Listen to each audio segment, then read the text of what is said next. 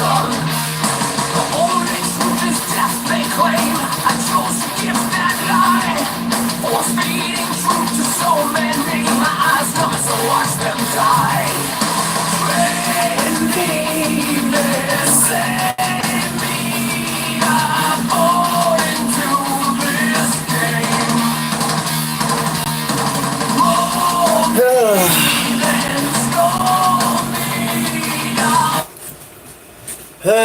Good afternoon, everybody. How's everybody doing? So, I should have paid attention to this months ago, but I wasn't into these bands back then because I was going through something else at the time, and plus I was getting ready to see Death Punch and Metallica at the time. But so yeah, I started getting into Death Angel, Kreator, and Overkill. For those of you who don't know who that is, they're the other thrash metal bands of the Big Eight. Metallica is the very first band. Megadeth's the second, Slayer's the third, Anthrax is the fourth. After that, it pretty much goes Testament, Exodus, Death Angel, Overkill, and then of course you got Kreator. So Kreator is coming out with a new album, hopefully summertime. Miley's in the works with it right now.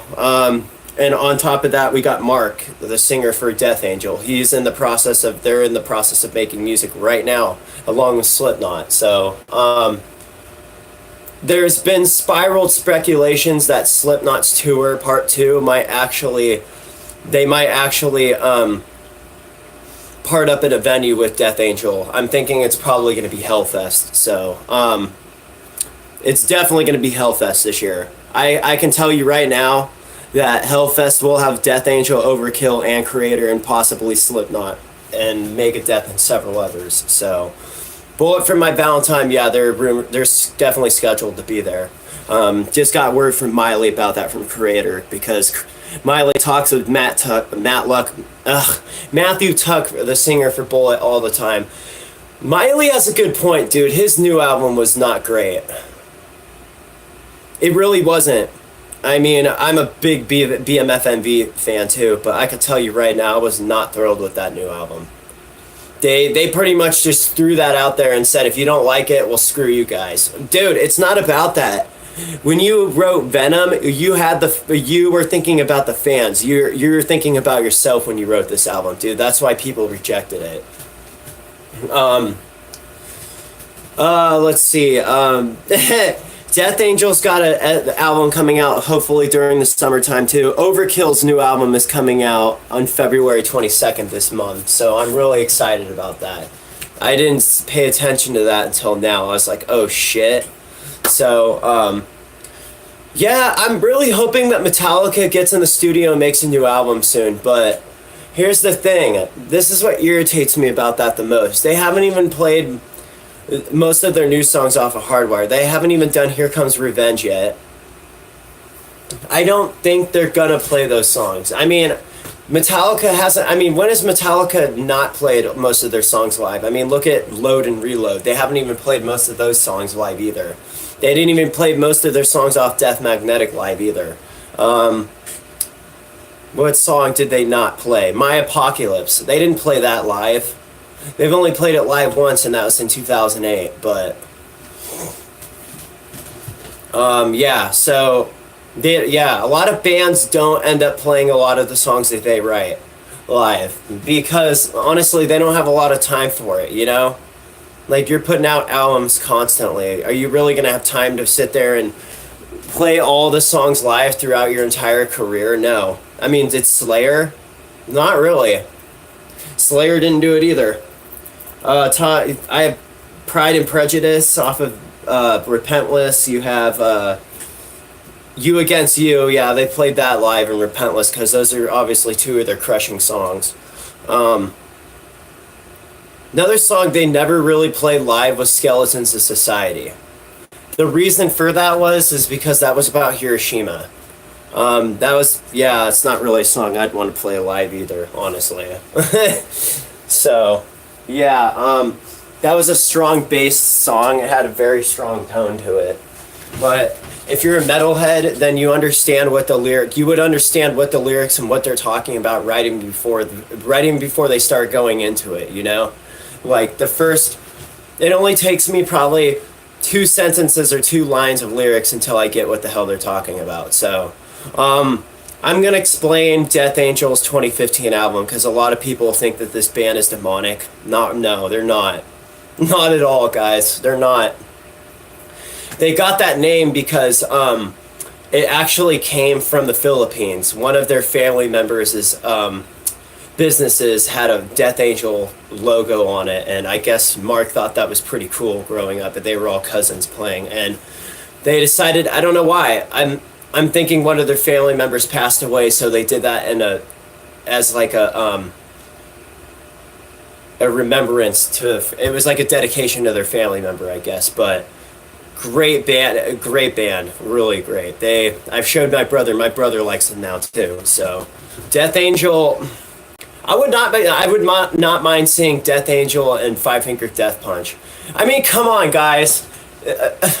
Yeah, it does sound demonic, but doesn't Five Finger Death Punch? What about Megadeth? Everything that has death involved in it.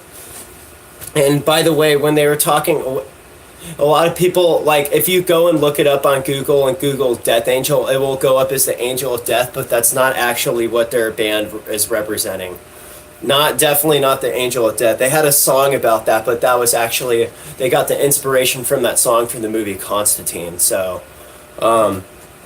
like a lot of Kreator shit too. A lot of Kreator shit, it goes into the death metal category, but they're not necessarily. Here's the twist, and this is what people don't understand. This is where people get very confused and lost. So people think when he's writing about evil and demonic things that he's actually like trying to influence it out there.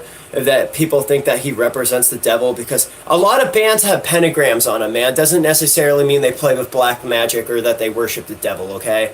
Kreator is definitely not a demonic band.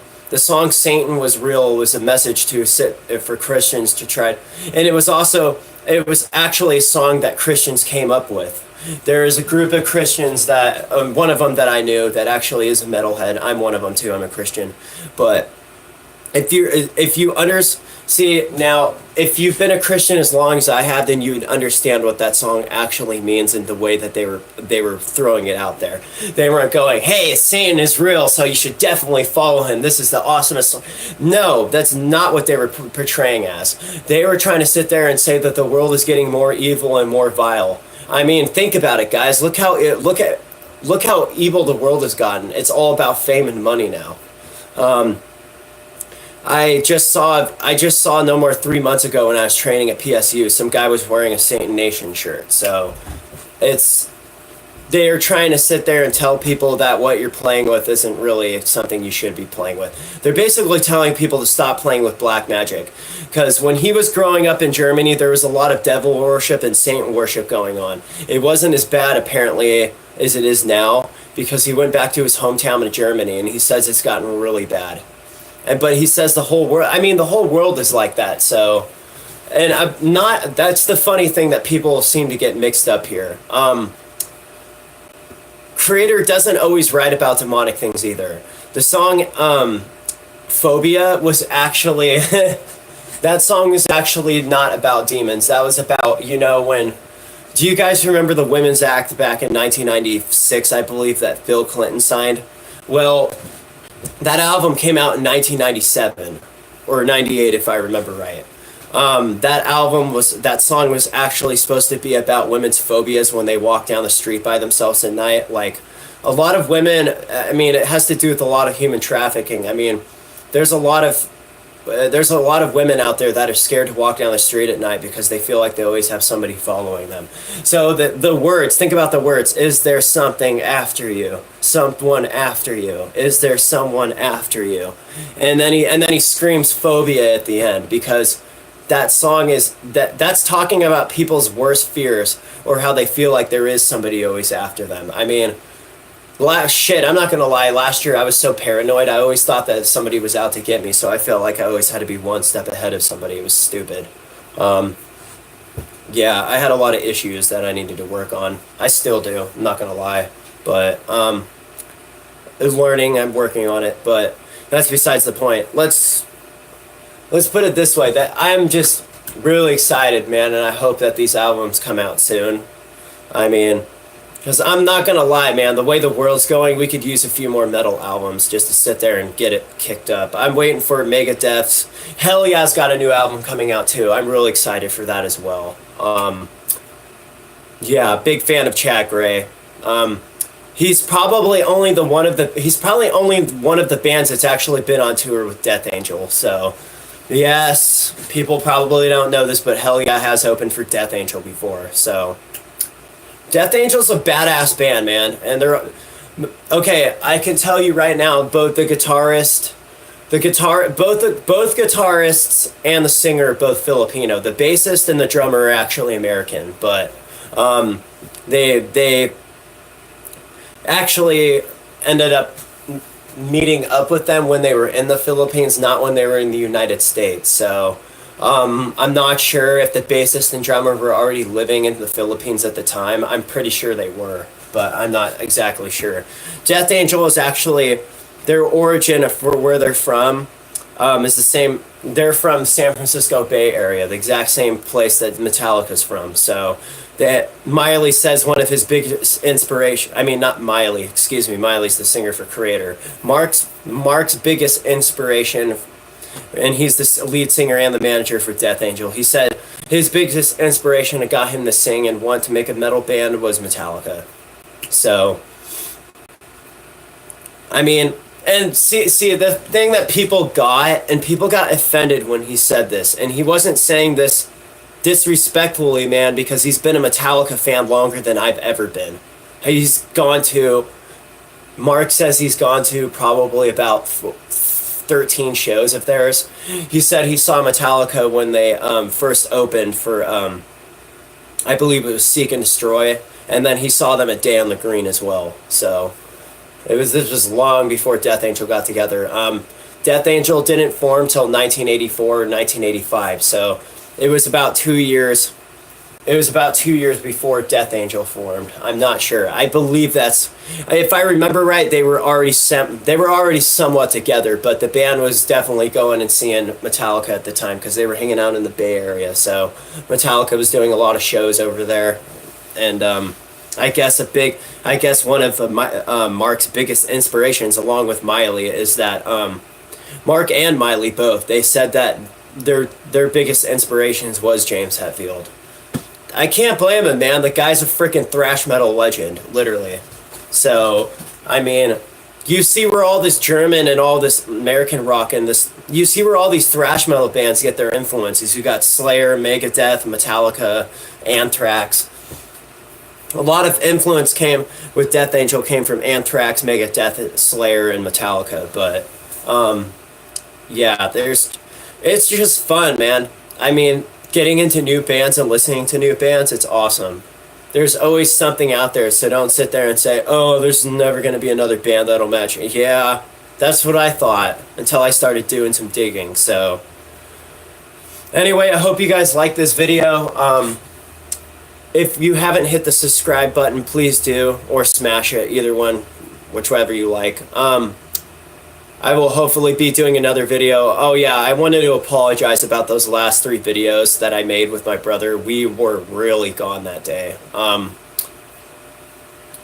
know the food looked good. I don't really know why we decided to post that, but I'm not getting rid of them because that was fun. So, yeah, I'm gonna be straight up honest. That food was boss. So, I'm pretty sure it's not in the refrigerator, though. Knowing my brother, he probably demolished it by now, so I can't blame him. I made a cake called the Good. Yeah, I already said it on the video, but it was called the Goodbye Starburst Road. It was a strawberry cake with frosting, Starburst, and some chocolate candies on top. I pretty much decked out that cake. The whole end of it was pretty tight, but anyway, I'm gonna get off though. I got a lot of shit I need to do before I leave, including shaving off this damn beard. So, anyway, I hope everybody has a great day, and I will talk to you guys later. Take it easy, everybody. Peace. Stay up and thrash the hell on.